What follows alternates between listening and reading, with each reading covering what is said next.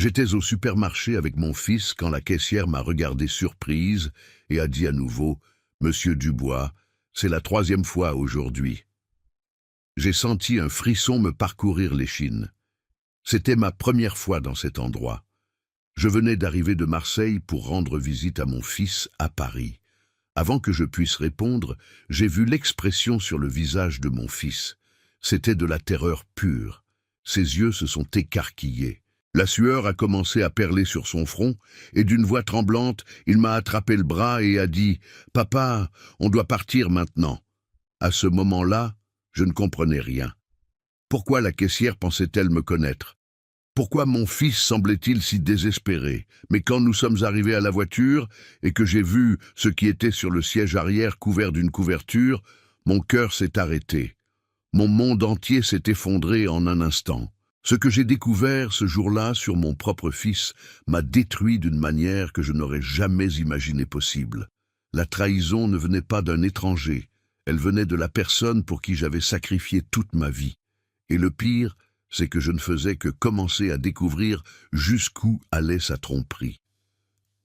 Suivez mon histoire jusqu'à la fin et commentez de quelle ville vous regardez pour que je sache jusqu'où mon histoire est arrivée.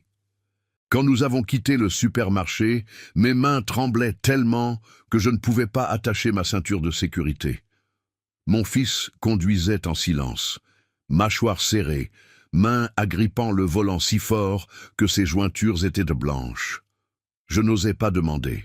Une partie de moi ne voulait pas savoir, mais une autre partie, la partie qui avait élevé cet homme, qui avait soigné ses genoux écorchés, qui avait travaillé en double équipe pour payer ses études, cette partie avait besoin de réponses.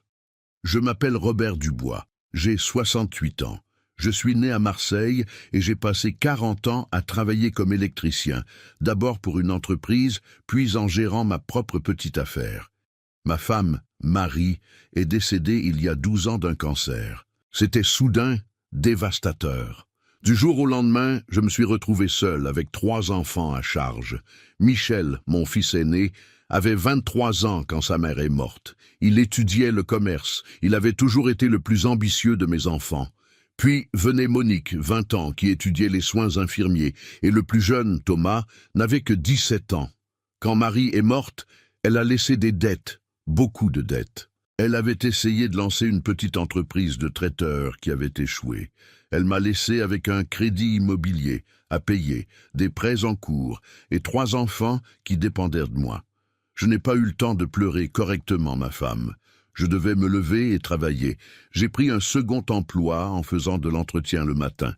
De 5 heures à 8 heures, je travaillais dans 2 résidences. Ensuite, je retournais à mon travail d'électricien jusqu'à 23 heures. Je dormais 5 heures si j'avais de la chance. Mes mains sont devenues calleuses et cicatrisées. Certaines nuits, mon dos me faisait tellement mal que je ne pouvais pas sortir du lit, mais je ne pouvais pas m'arrêter. Michel était ma fierté. Il avait toujours été un garçon brillant, responsable. Quand sa mère est morte, il m'a promis qu'il finirait ses études et qu'il me donnerait une vie meilleure. Il l'a juré sur la tombe de Marie, et je l'ai cru. J'ai travaillé encore plus dur pour qu'il puisse se concentrer sur ses études. J'ai vendu les quelques objets de valeur que j'avais, y compris mon alliance. Michel ne le savait pas. Je ne voulais jamais qu'il porte cette culpabilité. Quand il a obtenu son diplôme, il a trouvé un emploi dans une multinationale. 2 ans plus tard, ils lui ont proposé une mutation à Paris. C'était sa grande opportunité. Je me souviens du jour où il me l'a dit. Ses yeux brillaient d'excitation. Il m'a dit que dans quelques années, il me ferait venir vivre avec lui, qu'il m'achèterait une maison, que je pourrais enfin me reposer. Il a promis cela devant ses frères et sœurs, devant toute la famille, lors d'un dîner que nous avions organisé pour célébrer. J'ai pleuré de bonheur ce soir-là. Tout le sacrifice en avait valu la peine. Michel est parti à Paris il y a 6 ans. Au début, il appelait souvent, envoyait de l'argent chaque mois. Pas beaucoup, mais quelque chose. Il me parlait de son appartement, de son travail, à quel point les choses allaient bien. Après 2 ans, il a rencontré une femme. Elle s'appelait Valérie. Elle était de Lyon, travaillait dans la même entreprise. Je ne l'ai jamais aimé pour être honnête. Je l'ai rencontré quelquefois par appel vidéo. Il y avait quelque chose dans son regard, quelque chose de froid, calculateur. Mais Michel était amoureux, et je voulais que mon fils soit heureux. Ils se sont mariés lors d'une petite cérémonie à Paris. Je n'ai pas pu y aller, car j'avais des problèmes de santé à l'époque, et le voyage était épuisant. Ça m'a fait mal de ne pas être là, mais Michel a promis qu'il me ferait venir bientôt en visite. Après le mariage, les appels sont devenus moins fréquents. Une fois par mois, si j'avais de la chance. L'argent qu'il m'envoyait a également diminué jusqu'à ce qu'il cesse complètement d'en envoyer. Quand je demandais, il avait toujours une excuse. Ils économisaient pour une maison, Valérie avait quitté son emploi pour faire un master, le coût de la vie à Paris était très élevé. Je comprenais, ou du moins j'essayais de comprendre. Pendant ce temps, je continuais à travailler à mon âge, avec des mains qui s'affaiblissaient, avec un dos qui me faisait tellement mal qu'il y avait des nuits où je ne pouvais pas sortir du lit. Monique, ma fille, m'aidait quand elle le pouvait. Mais elle avait sa propre famille, et Thomas essayait de s'établir au travail. Je ne voulais pas être un fardeau pour eux. Il y a 3 mois, Michel m'a appelé. C'était une surprise, car presque 2 mois s'étaient écoulés sans nouvelles. Il semblait étrange, distant. Il m'a dit que Valérie était enceinte, qu'ils allaient avoir un bébé. J'aurais dû ressentir une joie pure. J'allais être grand-père pour la première fois de l'enfant de Michel. Mais il y avait quelque chose d'étrange dans sa voix, quelque chose que je ne pouvais pas identifier. J'ai demandé si tout allait bien. Il a dit oui, qu'il était juste stressé par le travail.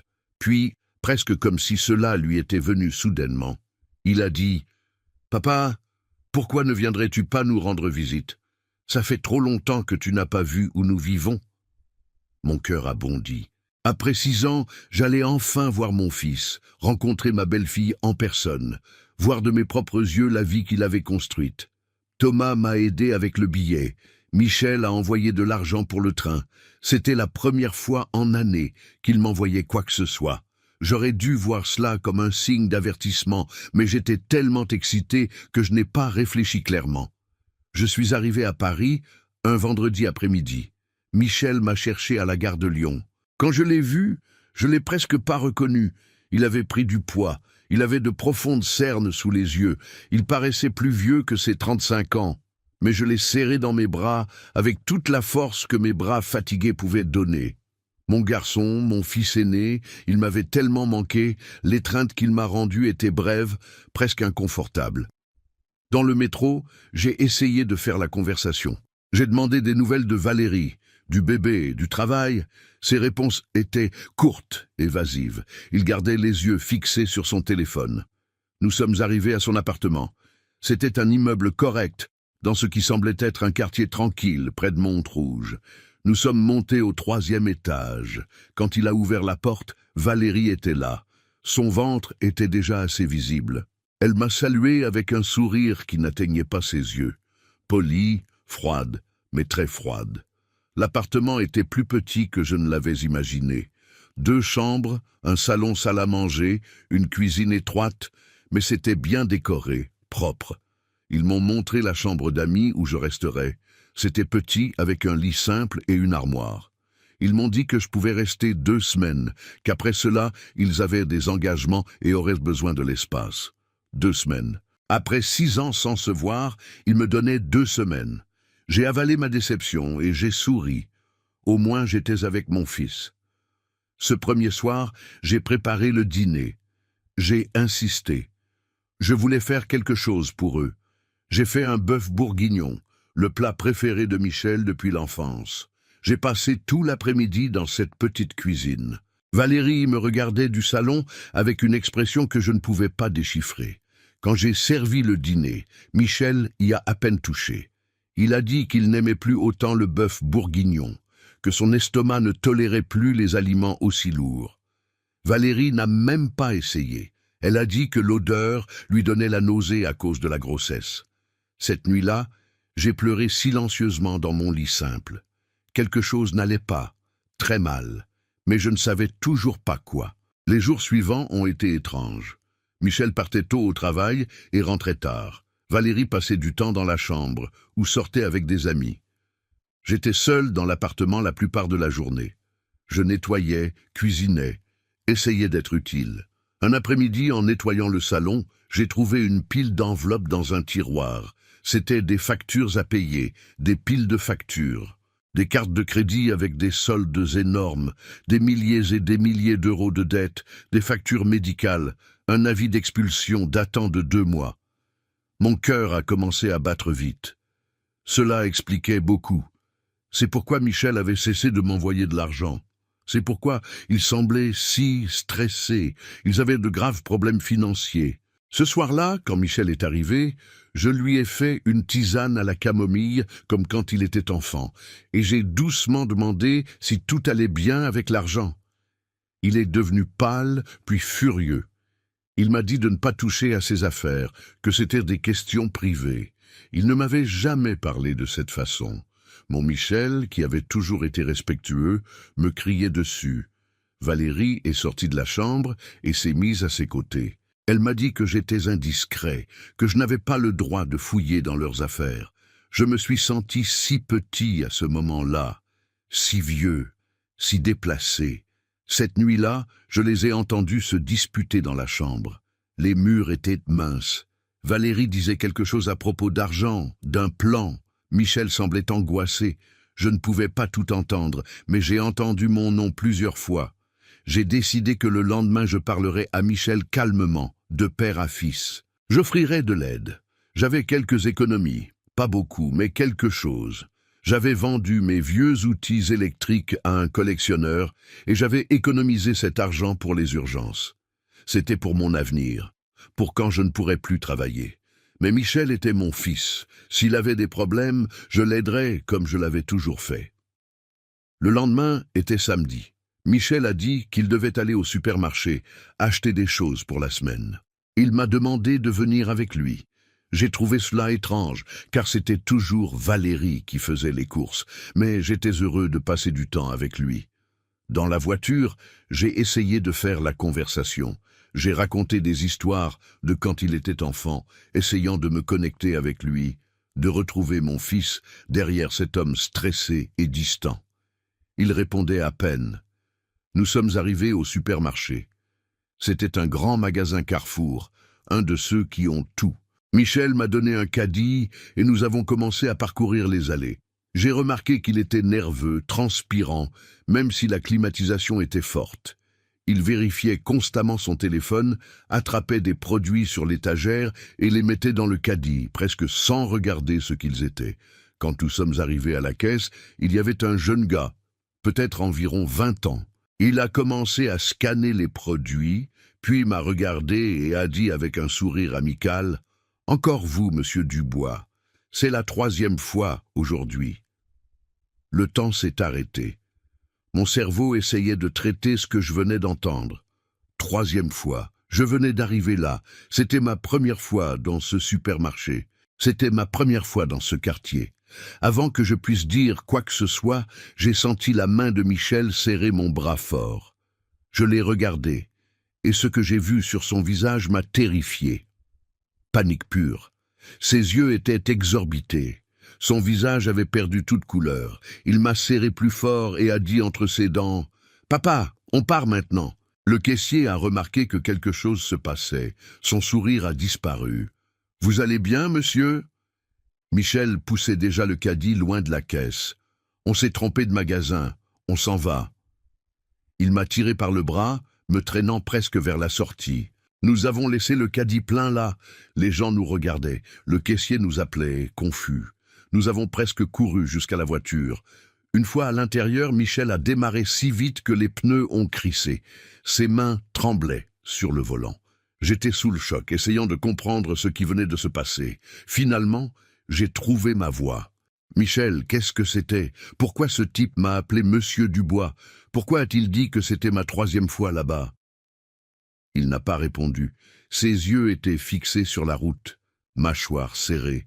« Michel, réponds-moi, tu me fais peur. » Silence. J'ai regardé le siège arrière, cherchant une explication, n'importe quoi qui m'aiderait à comprendre. C'est alors que je l'ai vu. Une couverture pliée, mais en dessous apparaissait quelque chose. Un sac. Un sac du même supermarché que nous venions de fuir. Avec des mains tremblantes, j'ai tendu la main en arrière et j'ai soulevé la couverture. Ce que j'ai vu m'a coupé le souffle. Ce n'était pas un sac. Il y avait 3 sacs pleins de produits. Nourriture, articles de toilette, produits pour bébé, tous avec des étiquettes de prix. Rien n'avait été payé. Mon Dieu! Le murmure est sorti de ma bouche sans que je puisse le contrôler. Michel a freiné si fort que j'ai été projeté en avant. Dieu merci, je portais ma ceinture de sécurité. Il a garé la voiture sur le côté de la route et est resté assis là avec ses mains sur le volant, respirant fortement. J'ai regardé les sacs, puis mon fils, puis les sacs à nouveau. Mon esprit refusait d'accepter ce qui était si évident. Michel, ma voix est sortie brisée. Qu'est-ce que c'est? Silence. Michel, s'il te plaît. Finalement, il s'est tourné vers moi. Il avait des larmes dans les yeux, des larmes de frustration, de honte, de colère. C'est de la nourriture, papa, c'est de la nourriture pour nous, pour Valérie, pour le bébé qui arrive.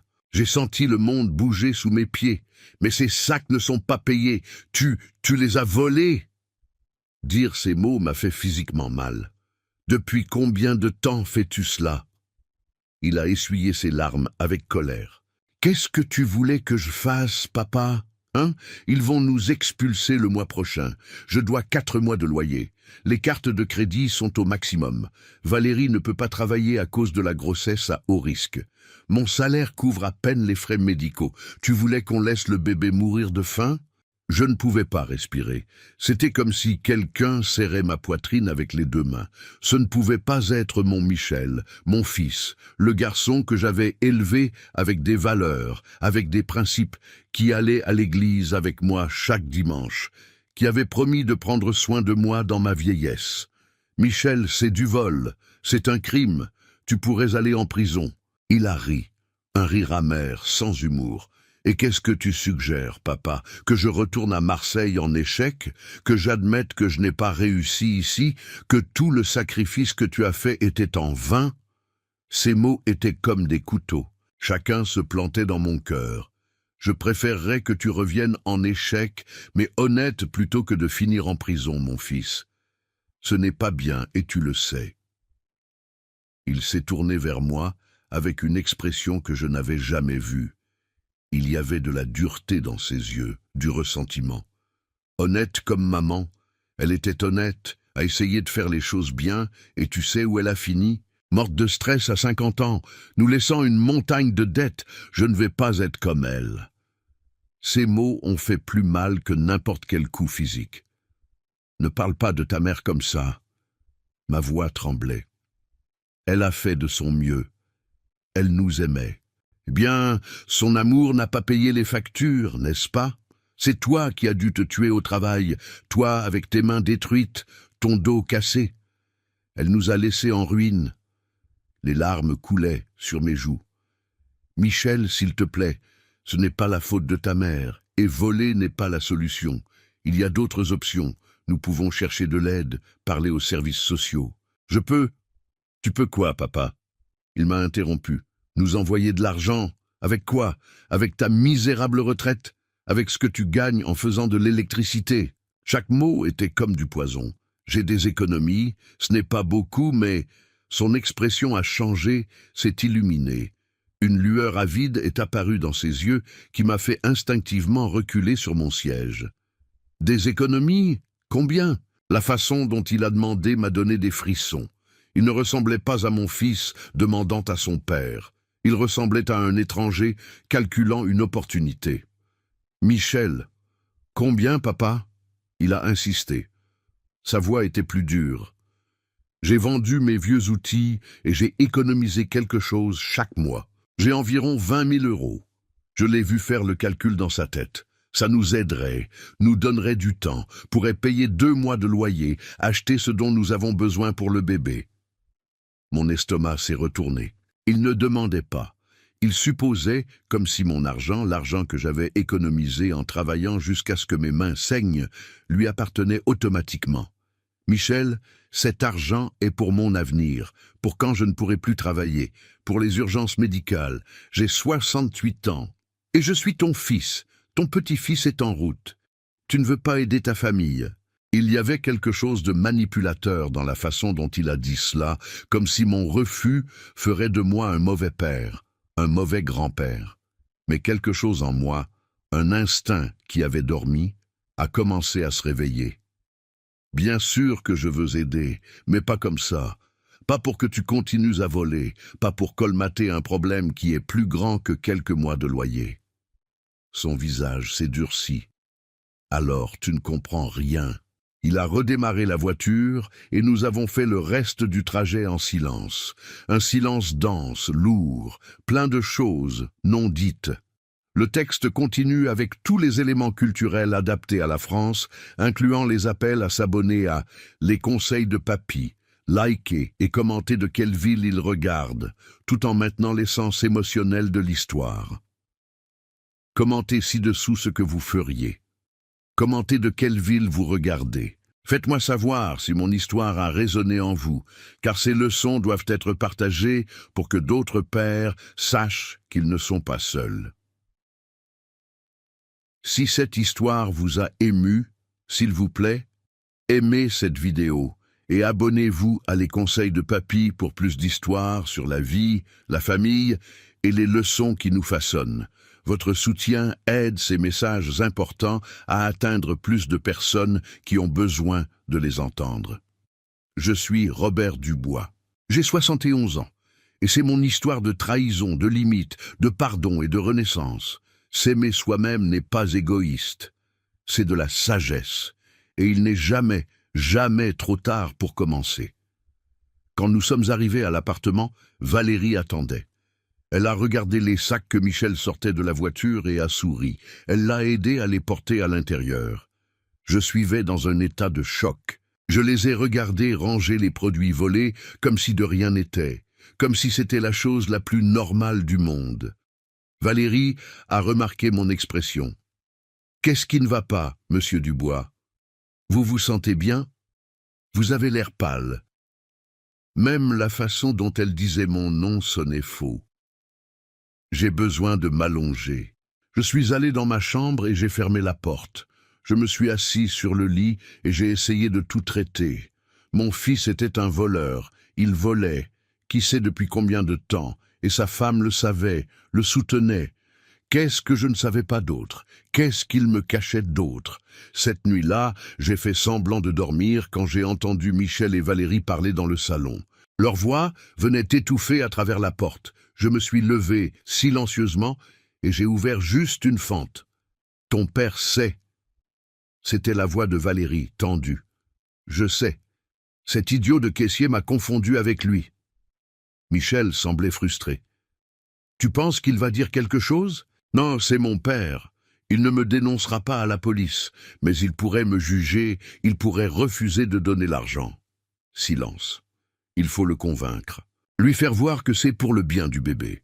C'est un de ces pères qui feraient n'importe quoi pour leurs enfants. La façon dont Valérie a dit cela, avec ce ton calculateur, m'a retourné l'estomac. Je ne sais pas, Valérie. Quand je lui ai demandé l'argent dans la voiture, il est devenu bizarre. Je pense qu'il est contrarié. Eh bien, il devra s'en remettre. Nous avons besoin de cet argent. Et s'il a 20 000 € d'économie, il en a probablement plus. Les vieux cachent toujours de l'argent. Mon père n'est pas comme ça. Tout le monde est comme ça, Michel. Et s'il ne veut pas aider son propre fils, son petit-fils, alors quel genre de père est-il? J'ai senti la colère bouillir en moi. Cette femme parlait de moi comme si j'étais une banque qu'il pouvait cambrioler. « Donne-lui quelques jours. » Valérie a continué. « Fais-lui sentir coupable. Rappelle-lui tout ce qu'il a sacrifié pour toi. Comment maintenant c'est ton tour de te battre et qu'il peut tout faciliter. Ça marche toujours. La culpabilité paternelle est très puissante. » Michel n'a pas répondu immédiatement. Je voulais croire qu'il était mal à l'aise avec la suggestion de sa femme. Je voulais croire que quelque chose de mon fils, du bonhomme que j'avais élevé, existait encore là. « D'accord, » il a dit finalement. Je vais essayer. Mon cœur s'est brisé. J'ai fermé la porte silencieusement et je suis entré dans le lit. J'ai pleuré dans ce petit lit, dans cette chambre qui n'était pas la mienne, dans une ville étrangère, me sentant plus seul que jamais. Même quand Marie est morte, au moins à ce moment-là j'avais mes enfants, j'avais Michel. Maintenant, je réalisais que je ne l'avais peut-être jamais vraiment eu. Les jours suivants ont été une performance douloureuse. Michel a commencé sa campagne de manipulation, exactement comme Valérie l'avait suggéré.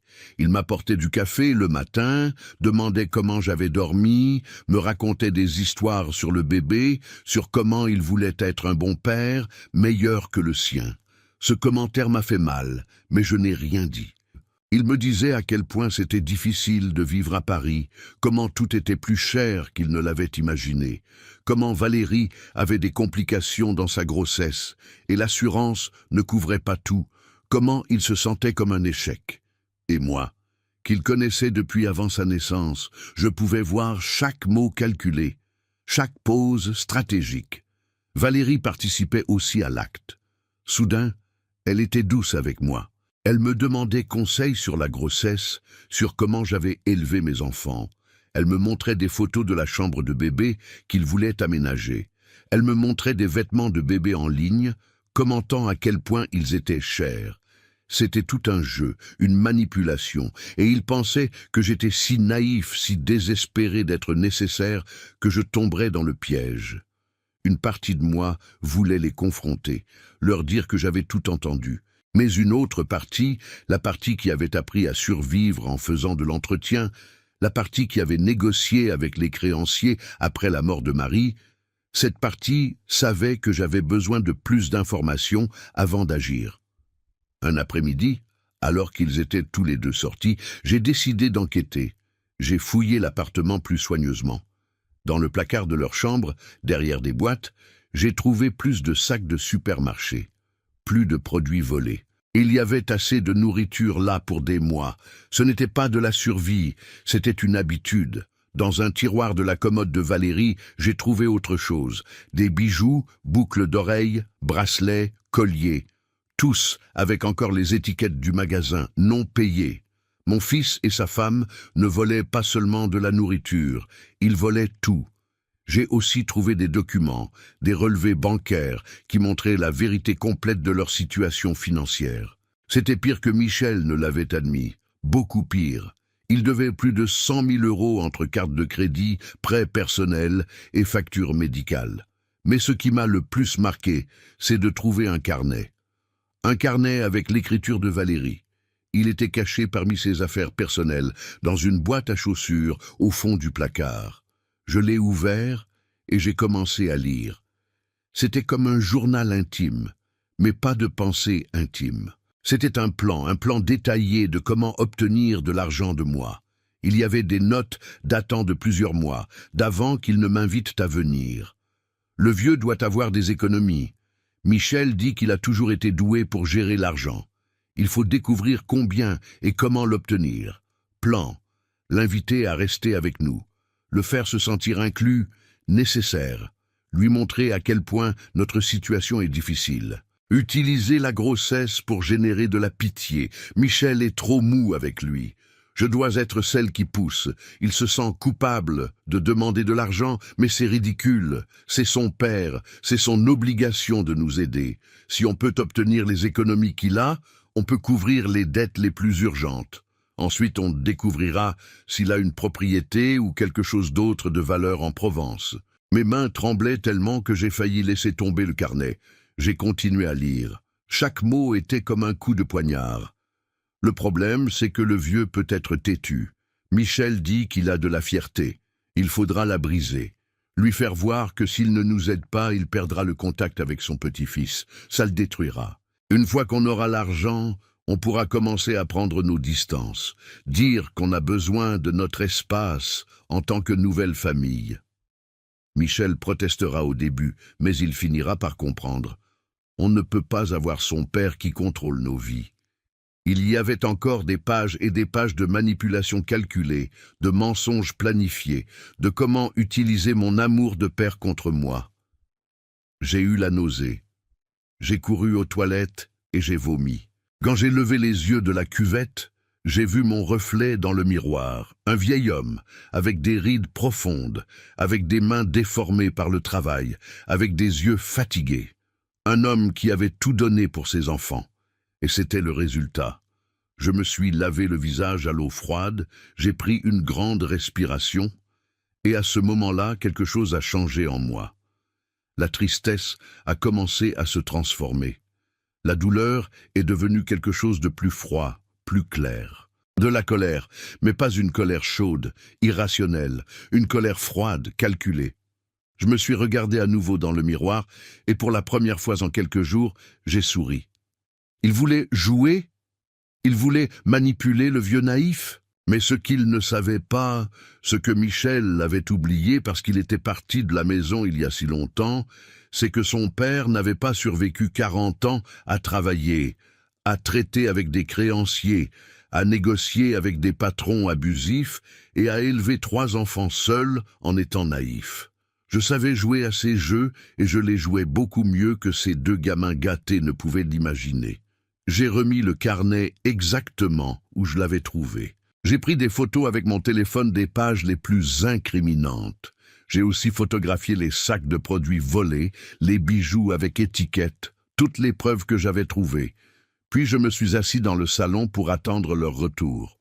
Quand ils sont arrivés, je les ai accueillis avec un sourire doux, fatigué de père. « Les enfants, il faut qu'on parle. » Michel s'est immédiatement tendu. Valérie a maintenu son masque de préoccupation. « Qu'est-ce qui ne va pas, monsieur Dubois? Vous vous sentez bien ?»« Non, je ne me sens pas bien. C'est juste que j'ai beaucoup réfléchi ces derniers jours à vous, au bébé, à votre situation. » Je les ai vus échanger un regard de triomphe mal dissimulé. Ils pensaient que ça avait marché, que ça... J'ai été égoïste, j'ai continué. Ma voix semblait brisée, vulnérable. Je jouais et je le faisais bien. J'ai pensé seulement à moi, à mon avenir, à mes peurs. Mais vous êtes ma famille, mon fils, mon petit-fils. Quel genre de père, quel genre de grand-père serais-je si je vous laissais souffrir quand je peux aider? J'ai vu les yeux de Valérie s'illuminer. Michel semblait soulagé mais aussi un peu mal à l'aise. Peut-être qu'il restait encore un peu de conscience en lui, juste un peu. « Papa, tu n'as pas besoin de... » Il a commencé à dire. « Si, je dois, mon fils. » J'ai avalé difficilement, faisant semblant que c'était difficile pour moi de continuer. C'est mon obligation, ma joie. Je veux vous donner mes économies. Je veux que vous les utilisiez pour le bébé, pour vous stabiliser. Valérie a presque sauté d'excitation, mais s'est contrôlée. Au lieu de cela, elle est venue vers moi et m'a serré dans ses bras. Une étreinte fausse, vide. « Monsieur Dubois, vous ne savez pas ce que ça signifie pour nous. Vous êtes un ange, une bénédiction. » Michel s'est approché aussi, a pris mes mains. « Papa, je promets qu'on te remboursera chaque euro dès que notre situation s'améliorera. Ne vous inquiétez pas de ça, mon fils. L'argent va et vient. La famille est pour toujours. » Les mots m'ont presque étouffé en les disant, sachant qu'ils étaient un mensonge, sachant ce qu'ils pensaient vraiment de moi. « Il y a juste un problème, » j'ai dit, feignant le regret. « Quoi ?» Valérie a demandé et j'ai remarqué une touche d'alarme dans sa voix. « L'argent est à Marseille, dans mon compte bancaire. Je ne peux pas le transférer d'ici parce que je n'ai pas apporté mon token de sécurité. Il faudrait que je retourne à la maison pour faire le transfert. » J'ai vu la déception sur leur visage. Valérie a récupéré sa contenance en premier. « Vous ne pouvez pas demander à quelqu'un de le faire pour vous, Monique ou Thomas ?» J'ai secoué la tête. « Seul moi peux accéder à ce compte. C'est un compte spécial que j'ai ouvert il y a des années. Même mes autres enfants ne sont pas au courant. » Et c'était vrai. J'avais appris après la mort de Marie à être prudent avec l'argent, à avoir des comptes que seul moi gérais. « Combien de temps ça vous prendrait d'y aller et de revenir ?» Michel a demandé. « Si je prends un train demain, je pourrais être de retour dans 3 ou 4 jours. Je ferai le transfert et reviendrai pour être là quand le bébé naîtra. » C'était un mensonge. Bien sûr, je ne prévoyais jamais de revenir, mais il n'avait pas besoin de le savoir encore. Valérie et Michel se sont regardés. Je pouvais voir leur cerveau travailler, calculer. « D'accord, » Michel a dit finalement. « Mais reviens vite. »« Oui, vous allez nous manquer, » Valérie a dit. Plus de mensonges. Cette nuit-là, pendant qu'il dormait, j'ai réservé mon train. Je partais à 6 heures le lendemain matin. J'ai aussi fait autre chose. J'ai rédigé un email, un long email détaillé, attachant toutes les photos que j'avais prises. Photos des produits volés, des bijoux avec étiquette, des pages du carnet de Valérie. J'ai adressé l'email à la gestion de l'immeuble où il vivait. Je leur ai expliqué que mon fils et sa femme étaient impliqués dans des activités illégales, que j'avais des preuves de vol systématique et qu'en tant que personne de principe, je ne pouvais pas en conscience rester silencieux. Je leur ai demandé d'enquêter et, si nécessaire, de contacter les autorités. J'ai programmé l'email pour être envoyé automatiquement 24 heures après mon départ. Quand ils le recevraient, je serais déjà en sécurité à Marseille. J'ai aussi envoyé un email à Monique et Thomas. Je leur ai tout raconté, attaché les mêmes photos, expliqué la manipulation, le plan pour me prendre mon argent.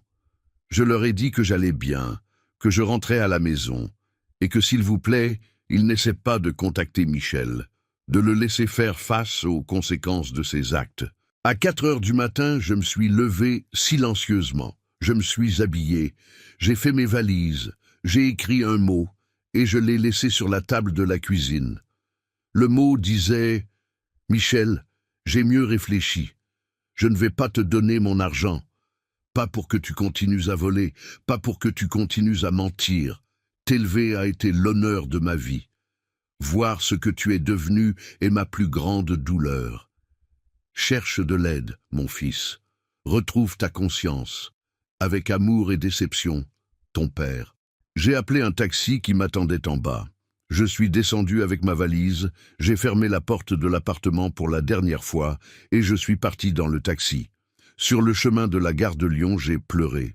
J'ai pleuré pour mon fils, j'ai pleuré pour les années perdues, j'ai pleuré pour les illusions brisées. Mais aussi, quelque part au sein de la douleur, je ressentais autre chose, la liberté. Je m'étais libéré. Je n'étais plus le père qui se sacrifiait jusqu'à se détruire. Je n'étais plus l'homme qui se laissait utiliser au nom de l'amour paternel. J'étais Robert Dubois, un homme de 68 ans qui choisissait enfin lui-même. Le trajet en TGV de retour à Marseille était long. J'ai eu beaucoup de temps pour penser, pour traiter, pour pleurer encore un peu, mais aussi pour planifier, parce que ce n'était pas fini. Je n'allais pas permettre à Michel et Valérie de s'en tirer comme ça, et je n'allais certainement pas leur permettre de penser qu'ils avaient gagné. Quand j'ai atterri à la gare Saint-Charles à Marseille, Monique et Thomas m'attendaient. Ils m'ont serré fort dans leurs bras. Monique pleurait. « Papa, on a lu ton email. On n'arrive pas à croire que Michel ait fait ça. On est sous le choc. » Thomas, mon fils cadet, avait l'air furieux. « Je vais l'appeler, je vais lui dire « Non », j'ai dit fermement, « tu ne vas rien faire. Je règle ça. Michel doit apprendre cette leçon tout seul. » Ils m'ont ramené à la maison, ma petite maison à Marseille. Quand j'ai ouvert la porte et que je suis entré, j'ai eu l'impression d'être parti pendant des années, au lieu d'une semaine seulement. Tout était comme je l'avais laissé. Mes nouveaux outils électriques dans le coin, mes plantes sur le rebord de la fenêtre, des photos de mes enfants sur les murs, des photos de Michel quand il était enfant. Je devrais les enlever. Ou peut-être pas. Peut-être que je les laisserai comme un rappel. Cette nuit-là, seul dans mon lit, dans ma maison, j'ai vérifié mon téléphone. J'avais 3 appels manqués de Michel et 2 SMS. « Papa, où es-tu ? Papa, j'ai trouvé ton mot. S'il te plaît, appelle-moi. On peut parler de ça ?» Je n'ai pas répondu. 2 jours plus tard, j'ai reçu un appel d'un numéro inconnu de Paris. Je n'ai pas répondu. Ils ont laissé un message vocal. C'était une femme qui s'est identifiée comme la gestionnaire de l'immeuble où Michel vivait. Elle avait reçu mon email. Ils avaient enquêté dans l'appartement. Ils avaient trouvé exactement ce que j'avais documenté. Ils avaient contacté les magasins qui apparaissaient sur les étiquettes. Les magasins avaient examiné leurs images de vidéosurveillance. Ils avaient identifié Michel et Valérie. Ils avaient déposé plainte. La femme m'a remercié pour mon honnêteté et m'a informé que, malheureusement, ils avaient dû procéder à une expulsion immédiate en raison d'activités illégales sur la propriété. J'ai raccroché le téléphone. Je ne ressentais rien. Ou peut-être que je ressentais tout. C'était difficile à dire. Une semaine plus tard, j'ai reçu un appel de Michel. Cette fois, j'ai répondu « Papa !» Sa voix semblait détruite. Il avait pleuré. « Papa, comment as-tu pu nous faire ça ?» Je suis resté silencieux. Je l'ai laissé continuer. « À cause de toi, on a été expulsés. À cause de toi, les magasins ont déposé plainte. Je dois aller au tribunal. Je pourrais aller en prison. Valérie est détruite. Le stress affecte la grossesse. Comment as-tu pu faire ça à ton propre fils, à ton petit-fils ?» J'ai pris une grande respiration. « Michel, je ne t'ai rien fait. Tu t'es fait ça à toi-même. Tu as choisi de voler. Tu as choisi de me mentir. Tu as choisi, avec ta femme, de me manipuler et de m'utiliser. J'avais besoin d'aide. J'étais désespéré. Et je t'aurais aidé. Si tu avais été honnête, si tu étais venu vers moi avec la vérité comme un fils vers son père, nous aurions trouvé une solution ensemble. Mais tu ne voulais pas mon aide. Tu voulais mon argent sans avoir à répondre à personne. Tu voulais m'utiliser. Tu es mon père. Tu es censé me soutenir inconditionnellement. Ces mots m'ont fait mal, mais ils m'ont aussi donné de la clarté. Te soutenir? Oui. Te permettre de m'utiliser, de me manquer de respect, de commettre des crimes? Non. Je t'ai élevé mieux que ça, Michel. Et si tu as oublié les leçons, alors tu dois les réapprendre, même si c'est de la manière difficile. Je te déteste, il a dit. Sa voix était du pur venin. Tu as ruiné ma vie. Non, mon fils, tu as ruiné ta vie. J'ai juste refusé de faire partie de la destruction. Il a raccroché et il n'a plus appelé. Les semaines sont passées, puis les mois. Monique et Thomas me tenaient compagnie, me soutenaient. Ils étaient aussi blessés par les actions de leur frère, mais comprenaient ma décision. Un après-midi, 3 mois après mon retour de Paris, je faisais des travaux électriques dans mon garage, quand j'ai entendu frapper à la porte. J'ai ouvert et j'ai eu une surprise. C'était ma tante Espérance, la sœur aînée de ma défunte femme Marie. Elle avait 82 ans, mais était toujours une femme imposante, avec un esprit vif. « Robert, il faut qu'on parle. » Elle est entrée sans attendre d'invitation. Elle s'est assise sur mon canapé. Je me suis assis en face d'elle, confus. « Tante Espérance, qu'est-ce qui s'est passé? Tout va bien ?» C'est ce que je devrais te demander. J'ai entendu parler de Michel. Monique me l'a dit. J'ai soupiré. « Tante Espérance, si vous êtes venue me dire que j'ai été trop dur avec lui. » Au contraire, elle m'a interrompu. Je suis venu te dire que tu as fait ce qui était juste, et je suis venu te dire autre chose, quelque chose que j'aurais dû te dire il y a des années. Elle a sorti une enveloppe de son sac, une enveloppe jaunâtre, ancienne. Quand Marie est morte, tout le monde pensait qu'elle n'avait laissé que des dettes. C'était vrai. Son entreprise a échoué. Mais ce que personne ne savait, ce qu'elle ne voulait pas te dire pour ne pas t'inquiéter, parce qu'elle pensait qu'elle allait résoudre le problème, c'est que son père, ton beau-père, lui avait laissé quelque chose en héritage des années auparavant. Mon cœur a commencé à battre plus vite. Quel genre d'héritage? Un terrain. Un grand terrain à la périphérie de Marseille, du côté d'Aubagne. À l'époque, ça ne valait pas grand-chose. C'était une zone rurale. C'est pourquoi Marie ne lui a jamais donné d'importance. Elle a utilisé les papiers de ce terrain comme garantie pour certains prêts. Mais comme les prêts étaient inférieurs à la valeur du terrain, elle ne l'a jamais perdu. Après sa mort, au milieu du chaos des dettes, ce terrain a été oublié. Les papiers étaient parmi ses affaires, mais personne ne les a cherchés. Je les ai trouvés quand j'ai aidé à nettoyer son bureau. Mais à ce moment-là, tu étais tellement submergé que je ne voulais pas ajouter plus de complications. J'ai gardé les papiers en pensant que je te les donnerais quand le moment serait venu. Tante Espérance, pourquoi jamais? Parce que tu étais jeune, Robert. Parce que tu avais 3 enfants à nourrir. Je pensais que si tu savais pour ce terrain, tu essaierais de le vendre immédiatement pour des cacahuètes pour payer des dettes. Et je savais que cette zone allait se développer. Je le savais parce que mon mari travaillait dans l'urbanisme pour la ville. Il a vu les plans d'expansion, alors j'ai décidé de garder le secret, d'attendre que le terrain prenne de la valeur et de te le donner quand tu en aurais vraiment besoin. Elle a ouvert l'enveloppe. À l'intérieur se trouvaient des actes de propriété, des documents légaux, des papiers officiels. Ce terrain est maintenant dans l'une des zones les plus développées de Marseille. Ils ont construit des centres commerciaux, des résidences tout autour. Le terrain de Marie, qui fait 2 hectares, vaut maintenant une fortune. J'étais sans voix. Combien? J'ai demandé d'un filet de voix. Je l'ai fait évaluer le mois dernier, quand Monique m'a parlé de Michel et que j'ai réalisé que tu pourrais avoir besoin de ressources pour reconstruire ta vie. La valeur estimée est de 5 millions d'euros. Le monde s'est arrêté. 5 millions d'euros, ça ne pouvait pas être réel. Tante Espérance, ce n'est pas à vous, ce n'est pas à moi, Robert. Ça a toujours été à toi. C'était à Marie. Et quand elle est morte, c'est passé à toi en tant que son mari. Voici tous les papiers. Ils sont à ton nom. Tu dois juste aller à la mairie pour les mettre à jour. J'ai pris les documents avec des mains tremblantes. Je les ai lus encore et encore. C'était réel. Tout était réel. J'ai commencé à pleurer. J'ai tellement pleuré que ma tante s'est levée et m'a serré dans ses bras. Pleure, mon garçon, pleure. Tout ce dont tu as besoin, tu le mérites.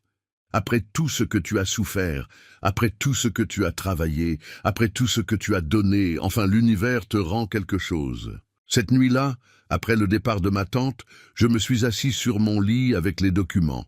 J'ai pensé à Marie, à comment, même après la mort, elle prenait soin de moi, à comment elle avait tellement travaillé pour me laisser quelque chose, même si elle n'a pas vécu pour le voir porter ses fruits. « Merci, mon amour », j'ai murmuré à l'air. Merci de continuer à prendre soin de moi. Les jours suivants ont été un tourbillon. J'ai embauché un avocat. Nous sommes allés à la mairie. Nous avons mis à jour toute la documentation. Tout était en ordre. Le terrain était légalement à moi. Les offres d'achat ont commencé à arriver. Des promoteurs immobiliers qui attendaient que ce terrain arrive sur le marché. Les offres étaient généreuses, très généreuses, mais je n'étais pas pressé. Pour la première fois de ma vie, je pouvais prendre mon temps pour prendre des décisions. Un après-midi, 2 semaines après avoir reçu les actes, j'ai reçu un autre appel de Paris. Cette fois, c'était Valérie. Robert. Sa voix n'avait plus la fausse douceur d'avant. C'était de la pure desperation. Robert, s'il vous plaît, il faut qu'on parle.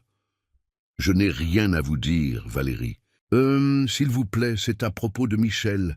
Il ne va pas bien. Depuis qu'ils ont déposé plainte, depuis qu'on a été expulsé, il n'est plus le même. Il est déprimé, ne mange pas, ne dort pas. Il a eu un avocat commis d'office, mais ils disent qu'il ira probablement en prison. Il va rater la naissance de notre fils. Tout est détruit. Tout à cause de vous.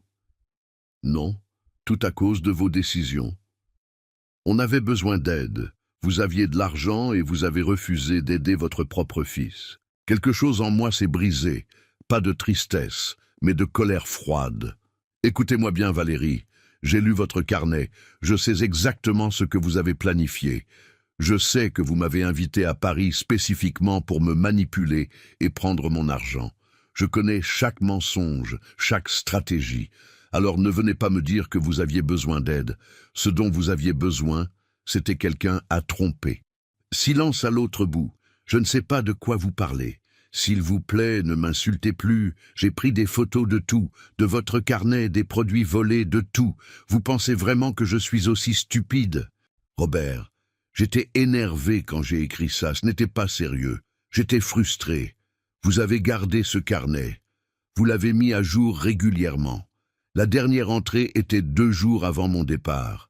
Ce n'était pas de la vieille frustration, c'était votre plan actuel. Je l'ai entendu commencer à pleurer. S'il vous plaît, Robert, je suis enceinte.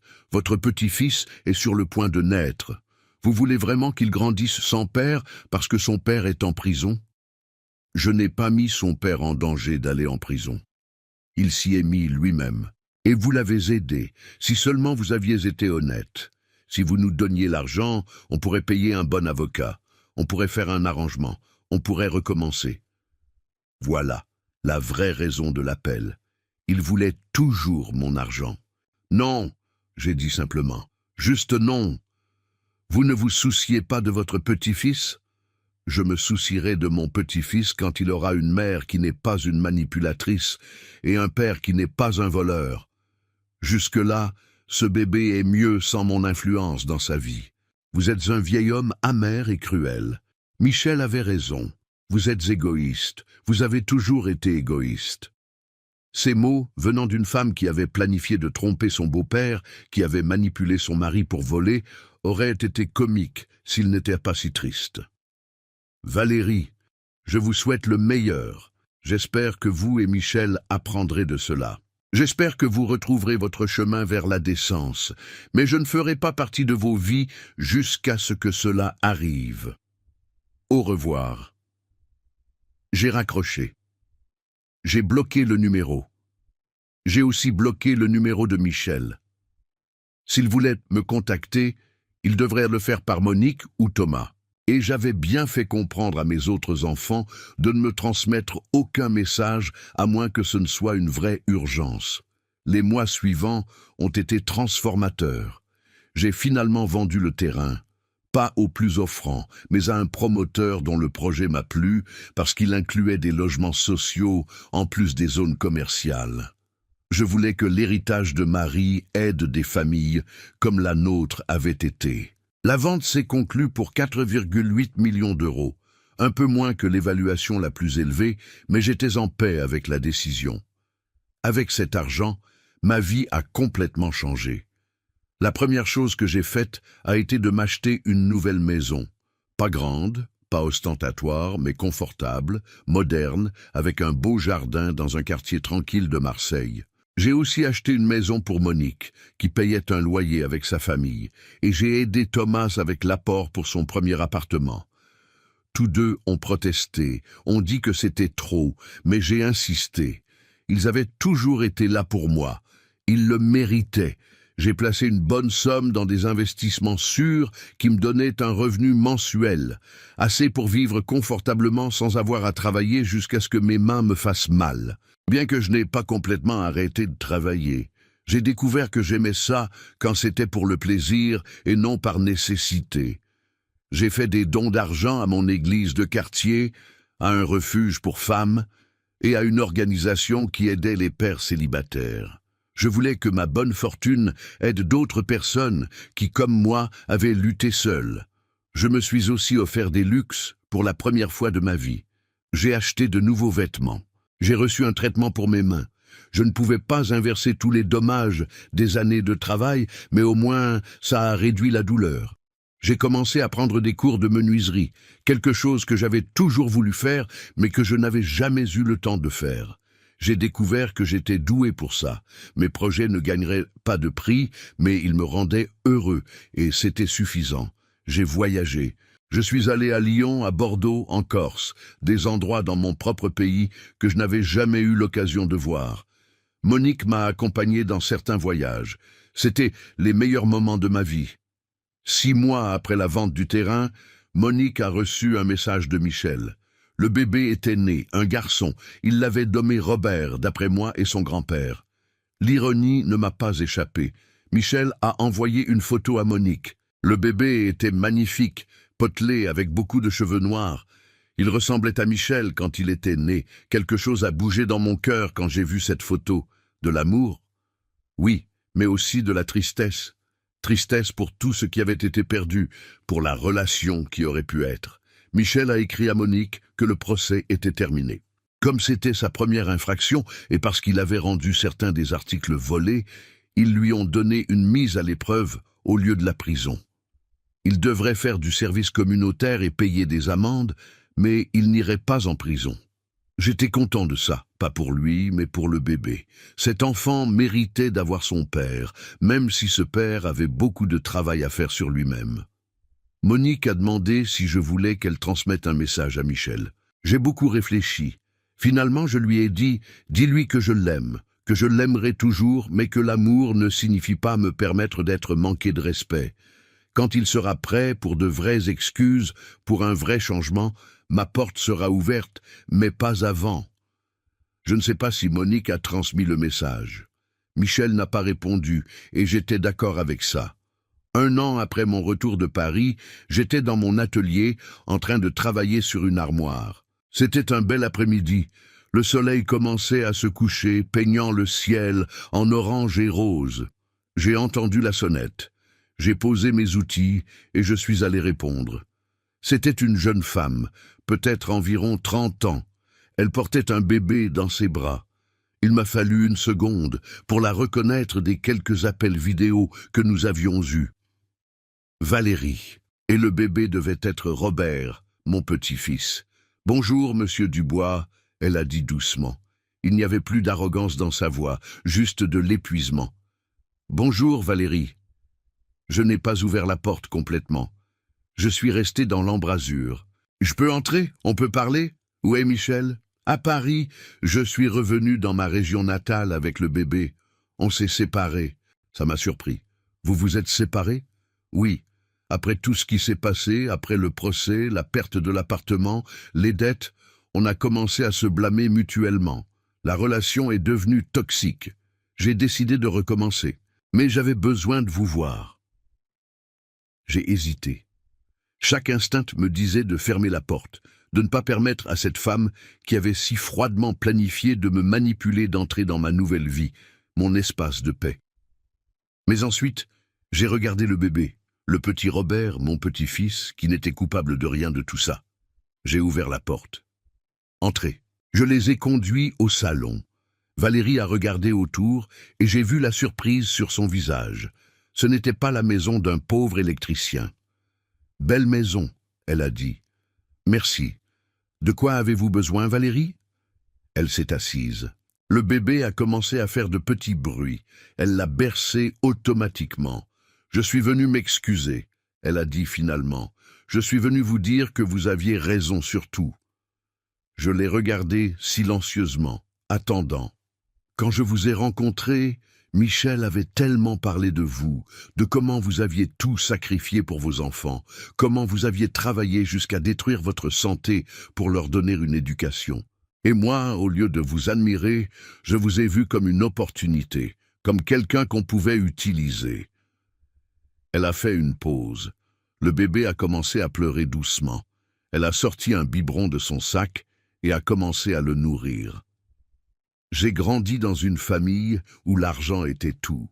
Mes parents se battaient constamment pour l'argent, ont divorcé à cause de l'argent.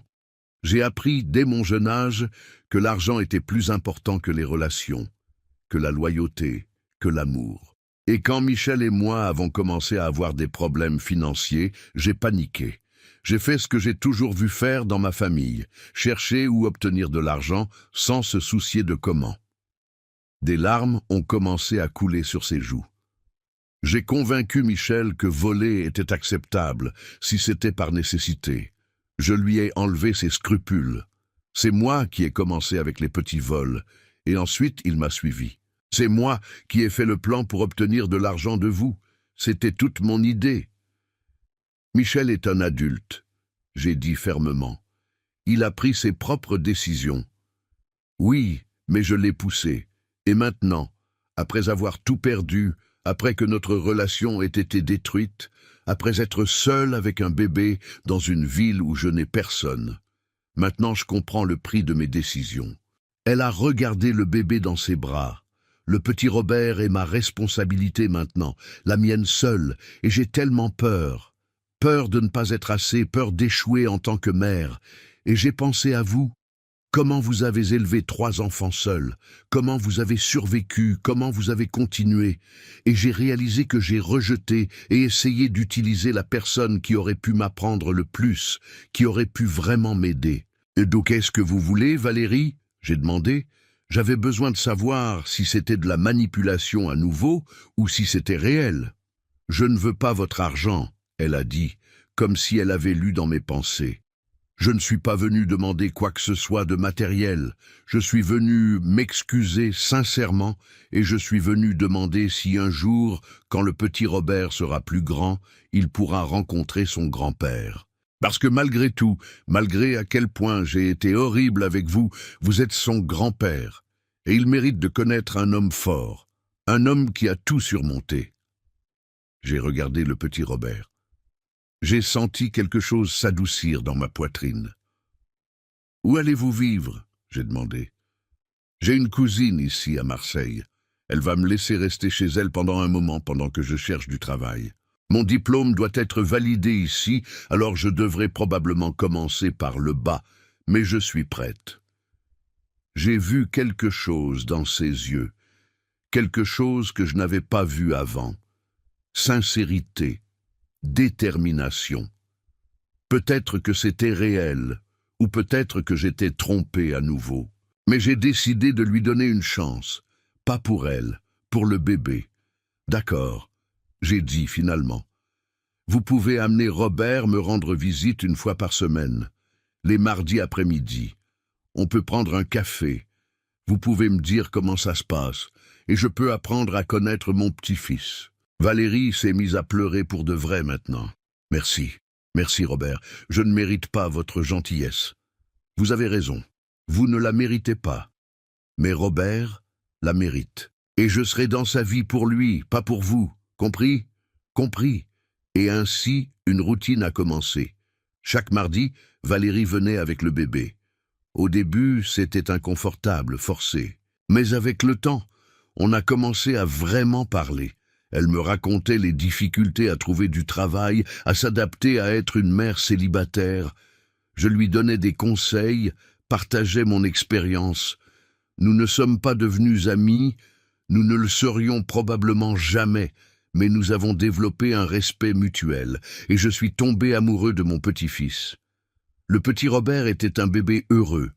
Chaque mardi, j'attendais sa visite avec impatience. Je lui achetais des jouets, des vêtements, non pas parce que Valérie le demandait, mais parce que je le voulais.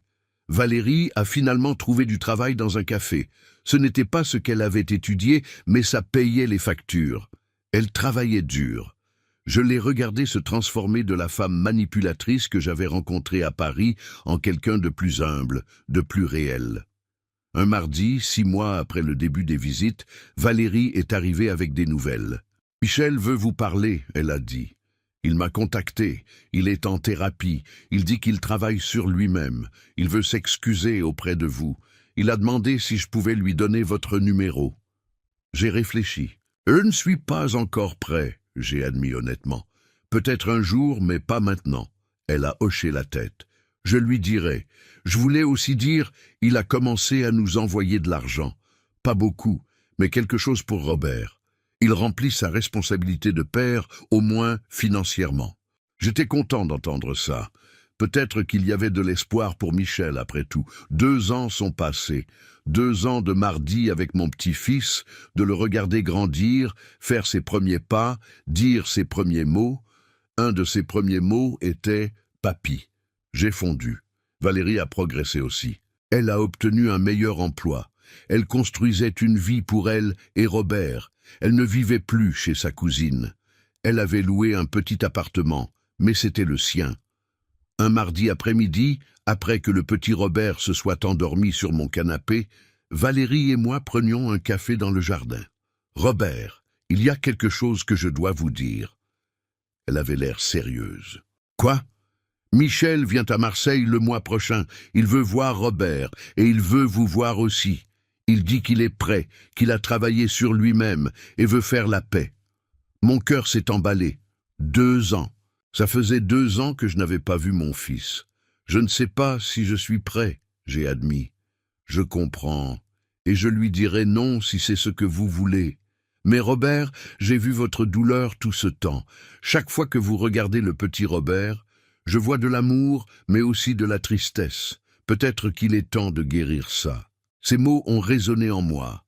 Cette nuit-là, seul, j'ai prié pour la sagesse. Était-ce le moment au moins d'écouter? J'ai dit oui à Valérie. Michel pouvait venir chez moi. Le jour est arrivé. C'était un samedi matin. J'ai entendu la sonnette à exactement 10 heures. J'ai pris une grande respiration et j'ai ouvert la porte. Là se tenait mon fils, Michel. Mais ce n'était pas le Michel que j'avais laissé à Paris. Ce Michel était plus mince, avait plus de cheveux gris. Mais ses yeux étaient différents. Il n'y avait plus cette dureté, ce désespoir. Il y avait quelque chose de plus doux, de plus humble. « Salut, papa ». Sa voix s'est brisée quand il l'a dit. « Salut, mon fils ». Je l'ai laissé entrer. Nous nous sommes assis dans le salon. Le silence était épais. Finalement, Michel a parlé. « Papa, je ne sais pas par où commencer. »« Commence par le début, » j'ai dit. Et il l'a fait. Il m'a tout raconté. Comment la pression de réussir, de prouver au monde qu'il avait réussi, l'avait consumé. Comment, quand les problèmes financiers ont commencé, il a paniqué. Comment Valérie a suggéré le premier petit vol et lui, au lieu de l'arrêter, l'a suivi. Comment chaque vol est devenu plus facile. Quand j'ai trouvé ton mot, il a dit avec des larmes dans les yeux, quand j'ai réalisé que tu savais tout, j'ai ressenti du soulagement. Je te jure, papa, une partie de moi a ressenti du soulagement parce que je n'avais plus à continuer à mentir, mais ensuite est venue la colère, parce que faire face aux conséquences était terrifiant. Alors je t'ai blâmé. Je t'ai fait le méchant de mon histoire pour ne pas avoir à me voir comme le méchant de la mienne. Il a pleuré. Mon fils de 37 ans a pleuré comme quand il était enfant. Le procès a été humiliant. Le service communautaire a été dur. Perdre Valérie a été douloureux. Mais le pire, papa, le pire a été de réaliser ce que j'étais devenu, ce que j'avais transformé les valeurs que toi et maman m'aviez enseignées. Il a essuyé ses larmes. J'ai commencé la thérapie d'abord parce que c'était requis par la mise à l'épreuve, mais ensuite parce que j'avais vraiment besoin de comprendre ce qui m'était arrivé. Et qu'as-tu découvert ? J'ai demandé doucement. Que j'ai passé tellement de temps à essayer de ne pas être comme maman, à essayer de ne pas échouer comme elle l'avait fait, que j'ai oublié les choses dans lesquelles elle avait réussi. Elle était honnête, elle était aimante, elle était une bonne mère. Oui, elle avait des problèmes financiers, mais elle n'a jamais perdu son intégrité. Et moi, dans mon arrogance, je pensais que réussir financièrement était plus important qu'être une bonne personne. J'avais tort, papa, j'avais tellement tort. Je l'ai écouté. J'ai écouté chaque mot et j'ai ressenti quelque chose. J'ai senti qu'il était honnête, que ce regret était réel. « Qu'est-ce que tu veux de moi, Michel ?»« Le pardon, » il a dit simplement. « Je sais que je ne le mérite pas. Je sais que ce que j'ai fait est impardonnable, mais quand même, je demande ton pardon. Et si tu ne peux pas me le donner aujourd'hui, je comprends. J'attendrai. » Je suis resté silencieux pendant un long moment. « Michel, ce que tu m'as fait plus mal que tout ce que j'ai jamais vécu, même plus que de perdre ta mère. Parce que ta mère est morte, elle n'a pas choisi de me quitter. Toi, tu as choisi de me trahir. » Il a hoché la tête, acceptant chaque mot. Mais j'ai continué, et j'ai vu l'espoir briller dans ses yeux. Je te connais aussi. Je t'ai porté dans ta mère. Je sais qui tu es au fond. Ce que tu as fait était mal, mais les conséquences que tu as affrontées étaient justes. Notre relation ne sera jamais ce qu'elle était. Cette confiance aveugle est perdue pour toujours. J'ai vu la douleur dans ses yeux. Mais, j'ai dit, et j'ai vu l'espoir s'allumer. Nous pouvons construire quelque chose de nouveau, quelque chose de plus réel, basé sur l'honnêteté et le respect mutuel.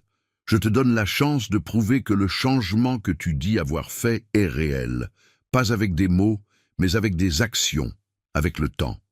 Je le ferai, papa, je promets. Ne me promets pas. Promets-toi à toi-même. Promets d'être l'homme dont ton fils a besoin que tu sois. Ce jour-là, nous ne nous sommes pas serrés dans les bras avec des larmes dramatiques et un pardon instantané. Mais nous avons pris un café ensemble. Nous avons parlé, et quand il est parti, nous avons convenu qu'il reviendrait la semaine suivante, les mois suivants, Michel a tenu parole. Il venait chaque semaine, toujours respectueux. Nous avons commencé à nous connaître à nouveau, comme deux adultes essayant de construire une relation saine. Je lui ai parlé du terrain, de l'héritage de sa mère. J'ai vu la surprise sur son visage, mais pas l'avidité. Il n'a rien demandé. Il a juste dit « Je suis content, papa, tu le mérites. Maman serait heureuse de savoir que tu vis enfin bien. » Et il l'a dit avec sincérité. Ça m'en a dit plus que 1000 excuses. 1 an après cette première conversation, Michel a trouvé un emploi à Marseille. Il a décidé de revenir. Il voulait être proche de son fils. Il voulait reconstruire cette relation aussi. Valérie et Michel ne sont pas revenus ensemble en tant que couple, mais ils ont appris à être des parents présents, à mettre Robert en premier. Michel a loué un petit appartement, travaillé dur, payé ses dettes petit à petit, et très lentement, j'ai recommencé à lui faire confiance. Aujourd'hui, 3 ans après tout ce qui s'est passé, je suis assis dans mon jardin. C'est mardi. Robert, qui a presque 4 ans maintenant, joue avec ses petites voitures sur l'herbe. Valérie est à l'intérieur en train de préparer du café. Michel est en route. Il vient dîner. Les mardis sont devenus notre jour de famille. Nous ne sommes pas une famille traditionnelle. Nous sommes compliqués, rapiécés par endroits, mais nous sommes réels. Et il y a de l'amour, un amour plus mature. Je regarde mon petit-fils et je souris. Il est ma joie. Je regarde ma maison, ma vie confortable. Je pense au terrain de Marie, à comment elle a pris soin de moi. Je pense à tout le parcours, à l'homme que j'étais, travaillant jusqu'à saigner. À l'homme qui a découvert la trahison la plus douloureuse, à l'homme qui a choisi sa dignité plutôt que la manipulation.